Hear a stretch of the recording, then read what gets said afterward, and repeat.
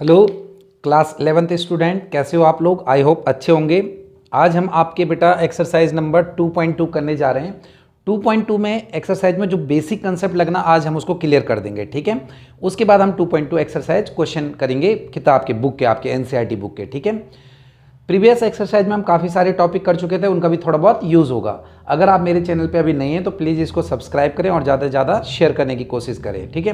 कोई चीज़ नहीं आई, कोई आपको चीज़ समझनी है, कोई चीज़ का कंसेप्ट क्लियर करना है तो आप मेरे को कमेंट्स बॉक्स में कमेंट्स कर सकते हो, ठीक है। अच्छी लगी वीडियो तो भी आपने कमेंट्स करना है, ठीक है। तो इस वाले टॉपिक में हम क्या करेंगे आज? Relation, arrow diagram, element image, domain, range, codomain, relation को दिखने के दो तरीके हमारे पास और ट्रिपल रिलेशन, इनके बारे में हम पढ़ेंगे, ठीक है, वन बाय वन। सबसे पहले आते हैं हम कि रिलेशन क्या है सर।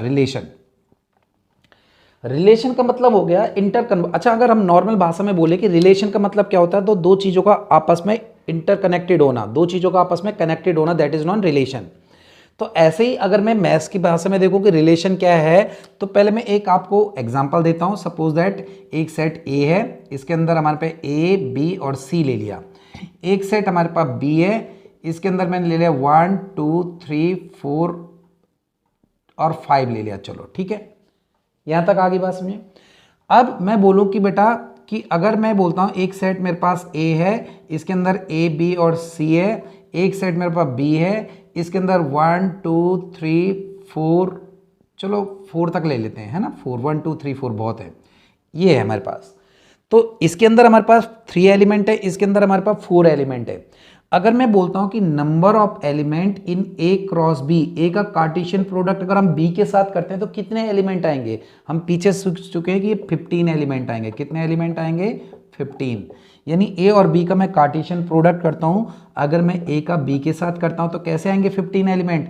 या तो ए का 1 आएगा, ए के साथ 2, A3, A4, ऐसे ही हमारे पास B1 पूरा, ऐसे हमारे पास C1, यह आएगा हमारे पास। तो 3A हैं और 4A हैं। अब कितने हो गए? सॉरी, अब कितने हो गए? ये 12 हो गए।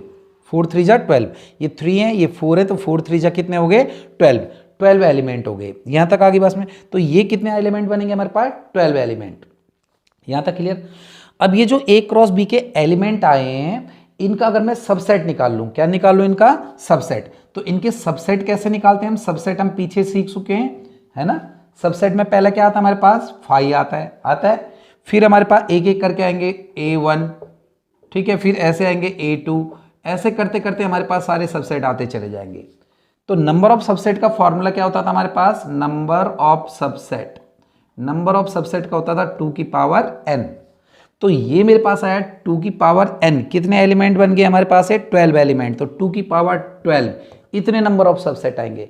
तो ये जो नंबर ऑफ सबसेट होंगे, यही हमारे पास नंबर ऑफ रिलेशन होंगे, नंबर ऑफ रिलेशन। अब क्लियर हुआ कुछ? ए सेट ए है, एक सेट बी है। अगर मैंने ए का बी के साथ कार्टेशियन प्रोडक्ट कर दिया। अब इसके कार्टेशियन प्रोडक्ट के जो अंदर हमारे पास एलिमेंट आए, उनके अगर हम सबसेट निकाल लें तो वही हमारे पास नंबर ऑफ रिलेशन होता है, ठीक है। और इस कंसेप्ट को क्लियर करते हैं हम, थोड़ा सा क्लियर करते हैं। तो क्या बोल रहा है, पहले हम डेफिनेशन में समझते हैं, फिर क्वेश्चन को समझने की कोशिश करते हैं। A relation R from a non empty set A. एक सेट ए जो होता है वो नॉन एम्प्टी होना चाहिए। नॉन एम्प्टी है, इसके अंदर कुछ ना कुछ एलिमेंट आने चाहिए। 1 2 ले लिया मैंने। To a non empty set B, एक बी मैंने सेट ले लिया, इसके अंदर ए ले लिया। ये रिलेटेड है रिलेशन आर, एक रिलेशन आर बनाया, non empty set A to non empty set B is the subset of Cartesian of A cross B. वो कह रहा है कि अगर मैं ए क्रॉस बी करता हूं तो ए क्रॉस बी का कार्टेशियन प्रोडक्ट करेंगे तो 1A और 2A, ये आया, है ना। अब इसके जो सबसेट निकालूंगा, अगर मैं इसके सबसेट करता हूं बेटा, तो पहला सबसेट आया 5, दूसरा आया 1A, तीसरा आया 2A, चौथा आया 1A और 2A। सबसेट मैं पीछे सिखा चुका हूं, किसी को नई कंसेप्ट तो क्लियर कर लेने पीछे से। ये जो सबसेट आए, यही हमारे पास रिलेशन है, इसी के अंदर रिलेशन है। जैसे रिलेशन हो गया कि ए पहला एलिमेंट है, ए जो है वो पहला अल्फाबेट है, ये हो गया हमारे पास। ए दूसरा अल्फाबेट नहीं है, ये मैं रिलेशन बना सकता हूं। तो ये इतने सारे टाइप के क्या बन गए? रिलेशन बन गए। ये बात आ गया। तो ये डेफिनेशन क्लियर हो गई। रिलेशन आर जो होता है आर इनके बीच का जो रिलेशन होता है नॉन एम्प्टी सेट ए का नॉन एम्प्टी सेट बी से होता है, और वो होते क्या relation, it is the subset of Cartesian A cross B, जो कार्टेशियन करके आया ए क्रॉस बी उसके सबसेट होते हैं। यहां तक आ गया। अब कई बार एक क्वेश्चन आता है number of relation, find number of relation. तो नंबर ऑफ रिलेशन का फॉर्मूला क्या होता है, कैसे बनता है, यहां बता देता हूं। सपोज दैट एक सेट ए है, उसके अंदर m एलिमेंट है, ठीक है, चलो एक सेट ए उसके अंदर p एलिमेंट है, एक सेट b है उसके अंदर q एलिमेंट है, तो एक कार्टेशियन b में कितने एलिमेंट होंगे, pq, ये हम सीख चुके हैं। जैसे इसमें अगर 2 है, इसमें 1 है, तो 2 1 जा 2, पहले में 3 है, दूसरे में 4 था, 4 3 जा 12, ऐसे पाएंगे मल्टीप्लाई करके। और जो नंबर ऑफ रिलेशन होगा, नंबर ऑफ रिलेशन वो इसका सबसेट होता है, तो सबसेट का फॉर्मूला 2 की पावर n होता है, तो 2 की पावर pq आ गया, ठीक है। यहां पर अगर मैं नंबर ऑफ रिलेशन देखूंगा तो 2 की पावर सबसेट कितने होंगे, 1 2 3 4, तो 2 की पावर कितना आ गया हमारे पास, 4 आ गए। ये बात आ गई समझ में। और एक थोड़ा सा एग्जांपल ले लेते हैं, अगर क्लियर नहीं हुआ। मैं बोलता हूं कि एक सेट ए है, इस सेट के अंदर हमारे पास 1 2 3 है, एक सेट बी है, इसके अंदर 4 5 है। मैं कहता हूं find number of relation from A to B, A से बी के नंबर ऑफ रिलेशन निकालो। तो पहले मैं देखूंगा number of element in A cross B, कितने एलिमेंट होंगे ए क्रॉस बी में, इसमें 3 है, इसमें 2 है, तो 3 2 जा 6 एलिमेंट होंगे। अब नंबर ऑफ रिलेशन जो होता है वो क्या होता है, number of subset, A cross B के सबसेट, और ए क्रॉस बी के सबसेट का फॉर्मूला 2 की पावर n एलिमेंट, और 2 की पावर एलिमेंट कितने हैं, तो 2 की पावर 6। ये बात आ गई समझ में। यानी 2 2 जा 4 2 जा 8 2 जा 16 2 जा 32 2 जा 64 हमारे पास रिलेशन आ गए। तो रिलेशन क्या होता है और नंबर ऑफ रिलेशन कैसे निकालते हैं पता चल गया आप लोगों को, ठीक है, बिल्कुल क्लियर होना चाहिए रिलेशन और नंबर ऑफ रिलेशन, ठीक है। उसके बाद आता है हमारे पास कि ये जो हम ऐसे डायग्राम से दिखा रहे हैं कि एक सेट ए है, एक सेट बेटा बी है, यहाँ पर बेटा हमारे पास एक्स वाई जेड है, यहाँ पर हमारे पास 1 2 3 है, इसका इसके साथ, इसका इसके साथ, इसका इसके साथ। यह मैं लेता हूँ एक सेट के अंदर, ए के अंदर हमारे पास एक्स है, और एक सेट बी है उसके अंदर एक्स स्क्वायर है, इसके अंदर एक्स और इसके अंदर एक्स स्क्वायर। यानी मैं इसको ऐसा भी लिख सकता हूँ कि एफ एक्स इक्वल टू क्या है, एक्स स्क्वायर, यानी पहले सेट में एक्स और दूसरे में स्क्वायर। 1 2 3 4, यहाँ पे लिया मैंने 1 4 9 16 25। मैं बोलूँगा 1 का स्क्वायर 1 है, 2 का स्क्वायर 4 है, 3 का स्क्वायर 9 है, 4 का स्क्वायर 16 है ना। तो इस डायग्राम को हम बोलते हैं एरो डायग्राम, या मैपिंग भी बोल देते हैं इसको, मैपिंग या एरो डायग्राम। तो एरो डायग्राम क्लियर हो गया आपको।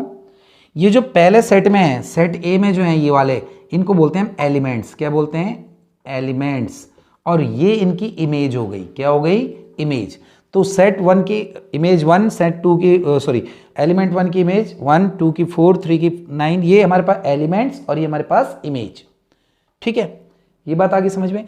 यानी हमने पिछले वाले चैप्टर में पढ़ा था ऑर्डर्ड पेयर। अगर मैं ऑर्डर्ड पेयर की बात करूं कि 3 और 7, तो ये वाला हमारे पास क्या हो गया, एलिमेंट हो गया, एलिमेंट बोल सकते हैं, और ये एलिमेंट की क्या हो गई, इमेज हो गई।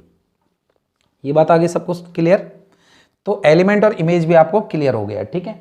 अब आता है डोमेन, कोडोमेन और रेंज। बहुत इंपॉर्टेंट टॉपिक है डोमेन, कोडोमेन और रेंज, ठीक है। तो एक सेट फिर हमने वही लिया, ए ले लिया मान लिया, एक सेट मैंने बी मान लिया, बी हम ले लेते हैं यहाँ पर 1 -1 2 -2 3, ठीक है। यहाँ पे ले लिया मैंने 1 4 9 16 25। देखो भाई 1 का स्क्वायर 1 है, -1 का स्क्वायर भी 1 है, 2 का स्क्वायर 4 है, -2 का भी 4 है, 3 का स्क्वायर 9 है, -3 का भी, -3 तो है ही नहीं यहाँ पे, सॉरी, 3 का स्क्वायर 9 है, ठीक है। तो ये जो पहले सेट के एलिमेंट है जिनकी यहाँ पर, जिनका रिलेशन बन रहा है सेकंड सेट के साथ, पहले सेट के एलिमेंट जिनका रिलेशन बन रहा है किसके साथ, सेकंड, इन एलिमेंट को बोलते हैं डोमेन। क्या बोलते हैं हम, डोमेन। यानी अगर मैं यहाँ पे डोमेन की बात करूँ कि सर डोमेन क्या है, तो डोमेन है 1 -1 2 -2 और 3, पहले सेट के एलिमेंट जो रिलेटेड है सेकंड के साथ, वो कहलाते हैं डोमेन। यहां तक आ गया। दूसरे सेट के एलिमेंट जिनकी प्री इमेज बन रही है, जो मतलब पहले वाले सेट के साथ रिलेटेड है, रिलेशन में आ रहे हैं, रिलेटेड मतलब रिलेशन में आ रहे हैं, पहले वाले सेट के साथ उनका रिलेशन बन रहा है, रिलेटेड मतलब, तो वो कहलाते हैं रेंज। क्या कहलाते हैं बेटा? रेंज। याद रखनी आपने, 1 हो गया, 4 हो गया और 9 हो गया। ठीक है, पहले सेट के एलिमेंट डोमेन, दूसरे जिनकी प्री इमेज है रेंज, और दूसरे सेट के टोटल एलिमेंट, टोटल, चाहे उनकी इमेज चाहे उनकी प्री इमेज है या नहीं है, चाहे वो पहले से रिलेटेड है या नहीं है, चाहे वो उनके ग्रुप में है या नहीं है, चाहे वो इंडिया है चाहे वो बाहर के। ठीक है, वो ये सारे total element of the second set are known as codomain. Second set के टोटल एलिमेंट कहलाते हैं कोडोमेन। क्या कहलाते हैं? कोडोमेन। डोमेन पता चल गया, पहले सेट के एलिमेंट। दूसरे के एलिमेंट क्या हो गए हमारे पास? जिनकी इमेज बन रही, प्री इमेज है, जिनका रिलेशन पहले सेट से है, वो रेंज। और total element of the second set is codomain. यहां तक आ गया, डोमेन, कोडोमेन, रेंज आ गया। ठीक है, मैं एक और चीज अगर देखूं तो मैं लिख सकता हूं range is subset of codomain. लिख सकता हूं क्या?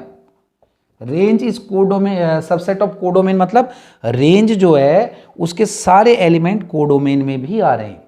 रेंज के सारे एलिमेंट कोडोमेन में भी आ रहे हैं। यहां तक आ गया। तो ये एक बच्चे ने मेरे को पूछा, अच्छा पूछा बेटा, उसने बहुत अच्छा लगा मेरे को। उसने पूछा कि सर अगर मानो कि एक सेट ए है, इसके अंदर मैंने मान लिया कुछ भी, मान लिया 1 2 3 4 5 मान लिया। एक सेट बी है, इसके अंदर ए बी सी है और एम है। तो उसने बोला सपोज दैट ये इसके साथ रिलेटेड, ए इसके साथ, बाकी कुछ रिलेटेड नहीं है ना। रिलेशन आ रहा, ए पहला अल्फाबेट, बी दूसरा अल्फाबेट, सी तीसरा अल्फाबेट, बाकी कोई रिलेटेड नहीं है।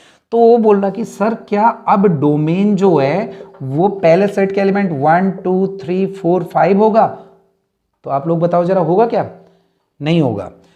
चाहे इस वाले सेट में वैसे एक्स्ट्रा नहीं होने चाहिए, अगर हैं भी तो हमें उनसे कोई मतलब नहीं। डोमेन वही आएगा जिनका रिलेशन बन रहा है, वही डोमेन में होंगे। ठीक है, और यहां पर जो रेंज होगी वो कौन सी होगी बेटा? यहां पर रेंज होगी ए बी और सी। पूरा चैप्टर डोमेन, कोडोमेन और रेंज के बारे में, पूरी एक्सरसाइज, तो ये क्लियर होना चाहिए। ये आ गया। और यहां पर जो कोडोमेन आया वो क्या है हमारे पास? कोडोमेन वो आया ए बी सी और एम। तो डोमेन, कोडोमेन और रेंज क्लियर हो गई। अब सेट को लिखने के दो तरीके हैं। सेट को लिखा जाता है या रिलेशन को लिखा जाता है तो रोस्टर फॉर्म में या सेट बिल्डर फॉर्म में। सपोज दैट एक रिलेशन R1 में कोई एक रिलेशन माना, वहां पर है 1 3 2 4 3 5 3 5 और एक और ले लेते हैं 4 और 6। सपोज दैट ये है, चलो मान लिया ये है, ठीक है ना। ये कोई भी एक रिलेशन मैंने मान लिया, ठीक है, रिलेशन है, किसी भी चीज़ का एक रिलेशन है किसी भी सेट से। तो इसको मैं दो तरीके से लिखूंगा। अगर मैं इसको ऐसा लिख दूं तो इस फॉर्म को हम बोलते हैं रोस्टर फॉर्म। क्या बोलते हैं? Roster form. हमने सेट में भी पढ़ा था, जो डिजिट में लिखा जाता है वो क्या होता है? रोस्टर फॉर्म होता है। सेट बिल्डर जो लैंग्वेज में बना के लिखा जाता है, अगर मैं ऐसे लिखूं x and y are ordered pair, इसको x मान लिया इसको y मान लिया। ऑर्डर्ड पेयर मैं पहले भी समझा चुका हूं, ये पहला ऑर्डर्ड पेयर होता है, ये x और ये y। x are ordered pair such that x equal to y equal to x plus 2। देखो ये y है ना, 3 प्लस y इक्वल टू जो है 3, वो है 1 plus 2। 1 plus 2 is 3, 4 2 plus 2 5 3 plus 2 at 6। हाँ आ तो रहा है। तो y हमारे पास x प्लस 2 है, यानी x में अगर मैं 2 ऐड कर दूं इसके बराबर आऊंगा, x में 2 ऐड कर दूं ये आएगा, है ना। जहां पे मैं लिख सकता हूं where x belongs to set A and y belongs to set B।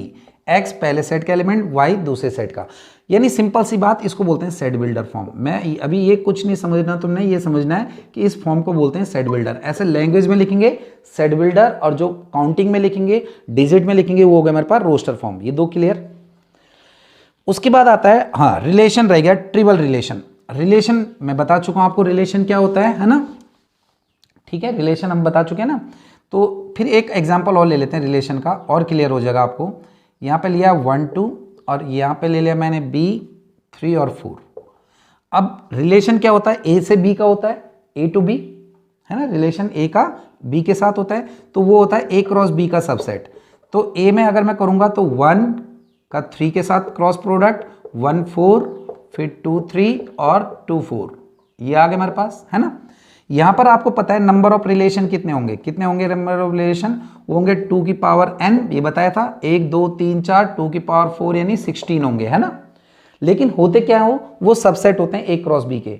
तो अगर A क्रॉस B के मैं सबसेट निकालूं, वही नंबर ऑफ रिलेशन होते हैं, उतने होते हैं नंबर ऑफ रिलेशन। सबसेट निकालो तो पहला 5 आएगा, फिर आएगा 1 3, फिर आएगा 1 4, और ऐसे करते करते हम सारे निकालेंगे। और जो लास्ट वाला आता है उसमें पूरा ये आ जाता है 1 3, लास्ट वाले में पूरे आते हैं ना 1 3 1 4 और 2 3 और 2 4। हमेशा जब भी सबसेट निकालते हैं तो पहला 5 और लास्ट वाला पूरा आता है। तो इसको बोलते हैं हम एम्प्टी रिलेशन। क्या बोलते हैं? Empty relation. इसके अंदर कुछ नहीं है, एम्प्टी रिलेशन। और जो लास्ट में पूरा आ जाता है इसको बोलते हैं यूनिवर्सल रिलेशन। यूनिवर्सल रिलेशन, ठीक है जी। ये हो गया एम्प्टी। क्या हो गया? एम्प्टी मतलब खाली, एम्प्टी रिलेशन, कुछ नहीं है इसके अंदर। और यूनिवर्सल, हमेशा पहले वाला नील आता है, कुछ नहीं आता उसके अंदर, और पूरा यूनिवर्सल आता है। इन दोनों को मिलाकर हम बोलते हैं ट्रिवल रिलेशन। क्या बोलते हैं? ट्रिवल रिलेशन, ठीक है जी। यहां तक आ गई बात समझ में? कोई कंफ्यूजन? आप एक थोड़ा सा अगर इसको मैथमेटिकली लिख सको तो ऐसा भी लिख सकते हैं, relation is subset of A cross B. Relation A cross B में से लिया गया, ए क्रॉस बी के सबसेट में से ही लिया गया है, ठीक है। यहां तक क्लियर? तो ये आपने, ये आज मैंने बेसिक कंसेप्ट कराया, ये अच्छी तरह करना है, समझना है। फिर नेक्स्ट वीडियो में हम एक्सरसाइज करते हैं। लेकिन आपके लिए एक होमवर्क है कि मैंने पीछे करा रखा है वैसे, लेकिन मैं देखना चाह रहा हूं। मैं बोलता हूं ए इज सबसेट ऑफ बी या ए इज सबसेट ऑफ बी, दोनों में डिफरेंस क्या है? बहुत बड़ा डिफरेंस है। हिंट दे देता हूं, सबसेट और प्रॉपर सबसेट से रिलेटेड है। इन दोनों, कहीं हम ऐसे लिखते हैं, कहीं ऐसा लिखते हैं। आपने पूरा डिस्क्राइब करके कमेंट्स में बताना कि सर ऐसा क्यों, ठीक है। So thank you and keep watching my channel. Till next video and bye bye.